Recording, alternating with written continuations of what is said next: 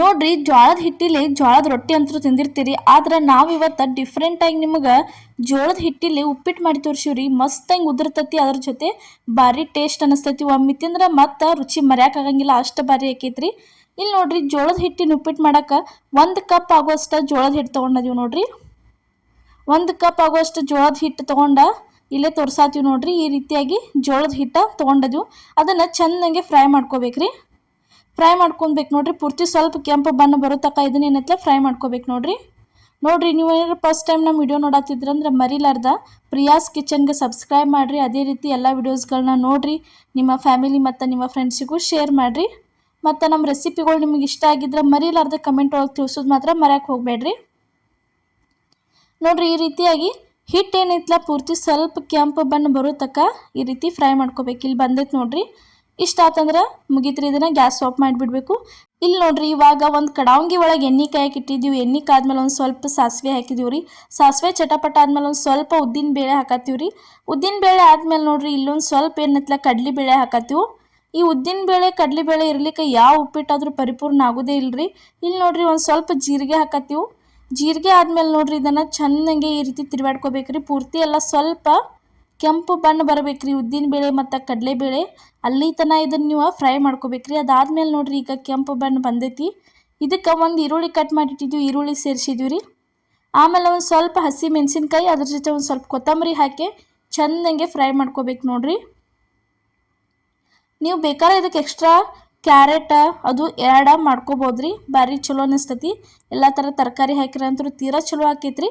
ನೋಡ್ರಿ, ಈ ರೀತಿಯಾಗಿ ಚೆನ್ನಾಗಿ ಉಳ್ಳಿಗಡ್ಡಿ ಸ್ವಲ್ಪ ಈ ರೀತಿ ಕಲರ್ ಚೇಂಜ್ ಆಗುತ್ತಾನೆ ಇದನ್ನು ಫ್ರೈ ಮಾಡ್ಕೊಂಡ್ಯೂ. ಇವಾಗ ಇದು ಫ್ರೈ ಆಗೈತಿ. ಇದಕ್ಕೆ ಏನೈತಲ್ಲ ಒಂದು 1.5 ಕಪ್ ಆಗುವಷ್ಟ, ಅಂದ್ರೆ 1.5 ಕಪ್ ಆಗುವಷ್ಟು ಐತಲ್ಲ. ಇಲ್ಲಿ ಏನೈತಲ್ಲ ನೀರು ಹಾಕತ್ತೀವಿ ನೋಡ್ರಿ. 1 ಕಪ್ ಜೋಳದ ಹಿಟ್ಟಿಗೆ 1.5 ಕಪ್ ನೀರು ಹಾಕಿದ್ರೆ ಅಂದ್ರೆ ಭಾರಿ ಮಸ್ತ್ ರೀ. ಒಟ್ಟು ಮರ್ಯಾಕಾಗಂಗಿಲ್ಲ. ಒಮ್ಮೆ ತಿಂದ್ರೆ ಜೀವನದಾಗ ಅಷ್ಟು ಟೇಸ್ಟ್ ಅನ್ನಿಸ್ತೈತಿ. ಪದೇ ಪದೇ ನೀವು ಮಾಡ್ಕೊಂಡು ತಿಂತೀರಿ, ಅಷ್ಟು ಟೇಸ್ಟ್ ಆಕೈತಿ. ಉಪ್ಪಿಟ್ಟು ರೆಡಿ ಆಕೈತ್ರಿ. ಇಲ್ಲಿ ನೋಡ್ರಿ, ಈಗ ರುಚಿಗೆ ತಕ್ಕಷ್ಟು ಉಪ್ಪು ಹಾಕ್ತೀವಿ. ಅದಾದ್ಮೇಲೆ ಒಂದು ಸ್ವಲ್ಪ ಸಕ್ಕರೆ ಹಾಕತ್ತೀವಿ ರೀ. ಸಕ್ಕರೆ ಹಾಕಿದ್ಮೇಲೆ ಇಲ್ಲಿ ನೋಡ್ರಿ, ಇವಾಗ ಏನೈತಲ್ಲ ಟೊಮೆಟೊ ಹಾಕತ್ತೀವಿ ನೋಡ್ರಿ.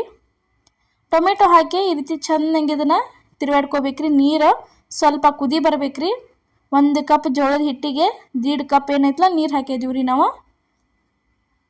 ನೋಡ್ರಿ, ಇವಾಗ ನೀರು ಕುದಿ ಬಂದಿದ್ವಲ್ಲ, ಇದಕ್ಕೆ ಜೋಳದ ಹಿಟ್ಟೇನು ಫ್ರೈ ಮಾಡಿ ಇಟ್ಕೊಂಡಿದ್ದೀವಲ್ಲ ಅದನ್ನು ತಂದು ಅಷ್ಟು ಸೇರ್ಸಾತೀವಿ ನೋಡ್ರಿ. ಇಲ್ಲಿ ಸೇರಿಸಿ ನೀವು ಬೇಕಿರೋ ಒಂದು ಸ್ವಲ್ಪ ನಿಮ್ಗೆ ಹಳದಿ ಬೇಕಾತಂದ್ರೆ ನೀವು ಏನೈತಲ್ಲ ಇದಕ್ಕೆ ಅರಿಶಿನ ಪುಡಿ ಹಾಕೋರಿ. ನಾವು ಅರಿಶಿನ ಪುಡಿ ಹಾಕಿಲ್ಲ, ಹಳದಿ ಮಾಡಿಲ್ಲ, ನಾವು ವೈಟ ಮಾಡಿದ್ದೀವಿ ರೀ. ನೋಡ್ರಿ, ಕರೆಕ್ಟ್ ಅಂದ್ರೆ ಕರೆಕ್ಟ್ ಅಳತಿ ಒಳಗನ ನಿಮ್ಗೆ ಮಾಡಿ ತೋರಿಸಿದ್ವಿ ನಾವು. ನೋಡ್ರಿ ಯಾವ ರೀತಿ ಆಗೈತೆ ಅಂತ ಹೇಳಿ. ತಳಕ್ಕೆ ಒಂದು ಸ್ವಲ್ಪ ಕಡಾವಂಗಿ ಗಂಟ್ಕೊಂದಿಲ್ಲ, ಅಷ್ಟು ಮಸ್ತ್ ಉಪ್ಪಿಟ್ಟು ರೆಡಿ ಆಯ್ತು ನೋಡ್ರಿ. ಮತ್ತು ಏನೈತಲ್ಲ ಒಂದು ಸ್ವಲ್ಪ ನೀವು ಎಣ್ಣೆ ಏನೈತಲ್ಲ ಜಾಸ್ತಿನ ಹಾಕ್ರಿ ಉಪ್ಪಿಟ್ಟು, ಅಂದ್ರೆ ಉಪ್ಪಿಟ್ಟು ಭಾಳ ಚಲೋ ಆಗಿ ಬರ್ತೈತಿ ನೋಡ್ರಿ. ಈ ರೀತಿಯಾಗಿ ಚೆನ್ನಾಗಿ ತಿರುವಾಡ್ಕೋಬೇಕು ನೋಡ್ರಿ. ಒಂದು ಸ್ವಲ್ಪ ನೀವು ತಿರುವಾಡ್ಕೊಂಡ್ರಿ ಅಂದ್ರೆ ಮಸ್ತಂಗೆ ಉಪ್ಪಿಟ್ಟು ರೆಡಿ ಆಕೈತೆ ನೋಡ್ರಿ. ಈಗ ತೋರ್ಸಾತೀವಿ ಇಲ್ಲಿ ಉಪ್ಪಿಟ್ಟು ರೆಡಿ ಆಯ್ತು.